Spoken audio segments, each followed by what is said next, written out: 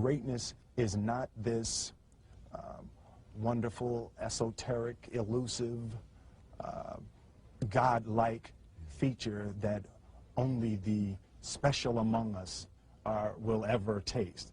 You know, it's something that truly exists in all of us. It's very simple. This is what I believe, and I'm willing to die for it. Yeah. Period. It's that simple. I know who I am, and I know what I believe. I know who I am, I know what I believe. That's all I need to know. And that's all I need to know. So from there, you do what you need to do. Yeah. You know, and I think what happens is we make this situation more complex than it has to be. Because we're looking for complexity. There's got to be something complex to understand. It can't be that easy. You know. We didn't grow up with the sense that where we were was where we were going to be. You know, we grew up with the sense that where we were almost didn't matter because we were becoming right. Something greater.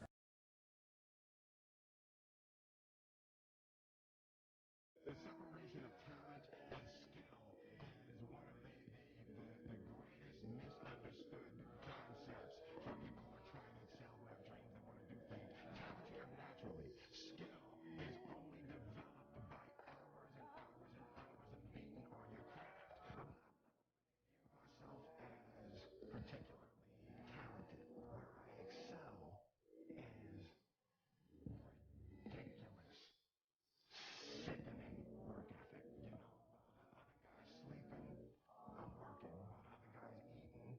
I'm working. Other guys eating, I'm working. I realized very, very young that there's no easy way around it. No matter how talented you are, your talent is going to fail you if you're not skilled. Mm-hmm. You know, if you don't study, if you don't work really hard and dedicate yourself to being better every single day, mm-hmm. you'll never be able to communicate with people, with your artistry, the way that you want. So the only thing that I see that is distinctly different about me is I'm not afraid to die on a treadmill. You might have more talent than me, you might be smarter than me, you might be sexier than me, you might be all of those things. You got it on me in 9 categories. But if we get on the treadmill together, right, there's 2 things. You're getting off first, or I'm going to die.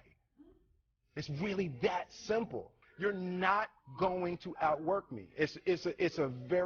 It's such a simple, basic concept.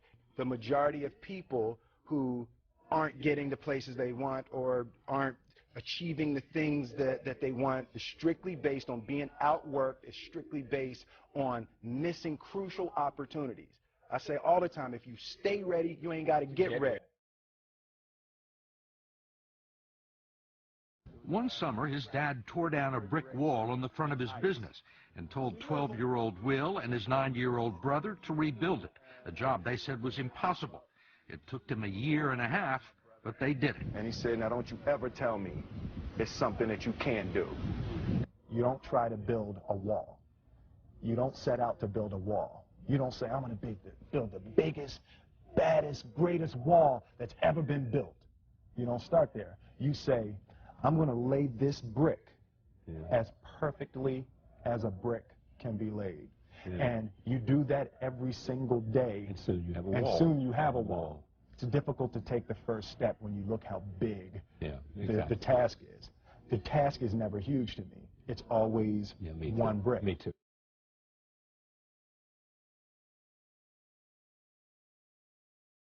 If you get your priorities straight, it's really simple. You don't have to make a decision of what you're going to do. You've already made the decision ahead of time, because passion and emotion in the moment is always going to give you the wrong answer. So if you do the math ahead of time, it's not an issue in the moment.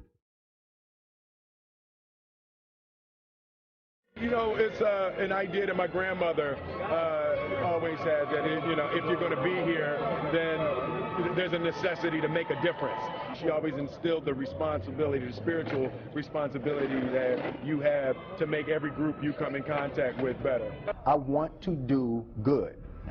I want the world to be better because I was here. I want my life, I want my work, my family. I want it to mean something. And it's like, it has, if you are not making someone else's life better, then you're wasting your time.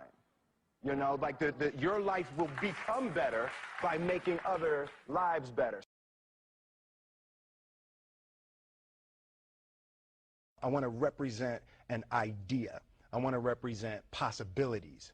I want to represent magic, right? That you're in a universe and 2 + 2 = 4. 2 + 2 only equals 4 if you accept that 2 + 2 = 4. 2 + 2 is going to be what I want it to be. I want to represent the idea that you really can make what you want. One of my favorite books is The Alchemist, Paulo Coelho, and that's just, I just believe that. I believe that I can create whatever I want to create. The first step before anybody else in the world believes it is you have to believe it. There's no reason to have a plan B because it distracts from plan A. I think that there's a certain delusional quality that all successful people have to have. You have to believe that something different than what has happened for the last 50 million years of history. You have to believe that something different can happen. Confucius said, he who says he can and he who says he can't are both usually right. Being realistic is the most commonly traveled road to mediocrity. Why would you be realistic? What's the point of being realistic? Just put up a barrier.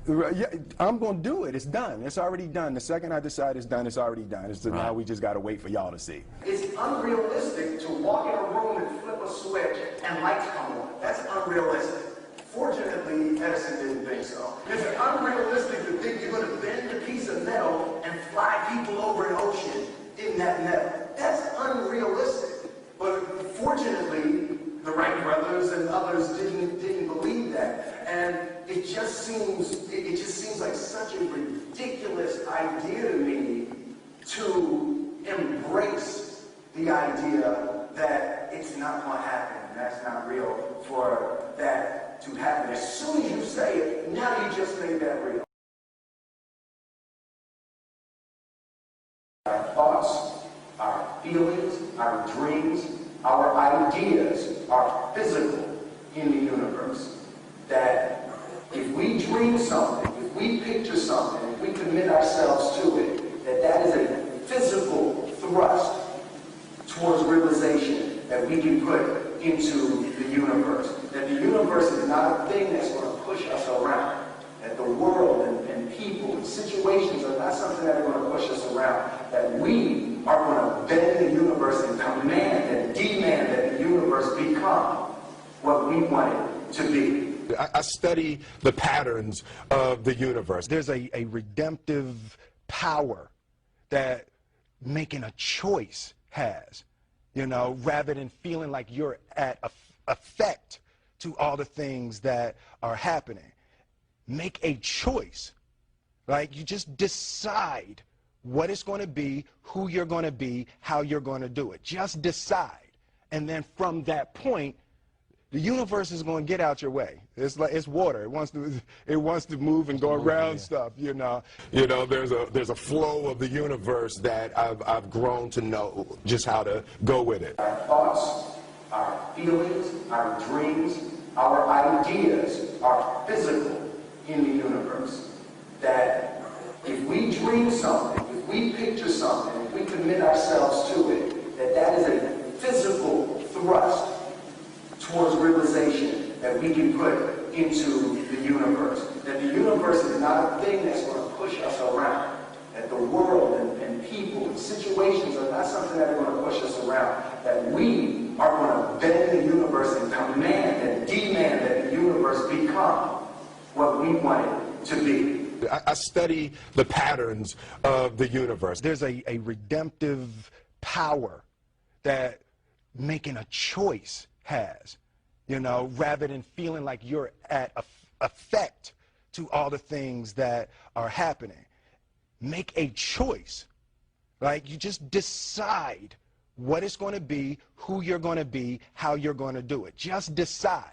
And then from that point, the universe is going to get out your way. It's like it's water. It wants to move and go around stuff, you know. You know, there's a flow of the universe that I've grown to know just how to go.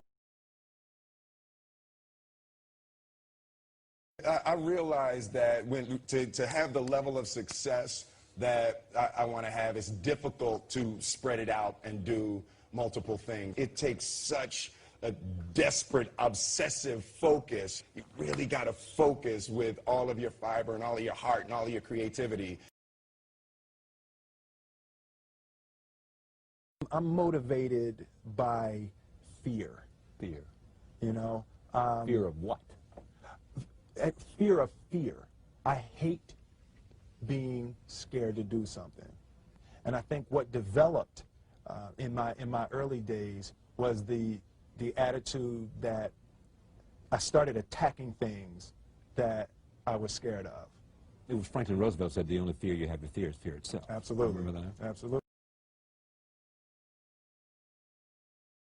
There are so many people who have lived and died before you. You will never have a new problem. You're not going to ever have a new problem. Somebody wrote the answer down in a book somewhere. And it's like just the idea that everything you need to know, someone has written it down. You can't be scared to die for the truth. The truth is the only thing that's ever going to be constant. And you can't fear what might happen to you if you were to tell the truth. Because what happens to you if you don't tell the truth is worse than telling the truth will ever be.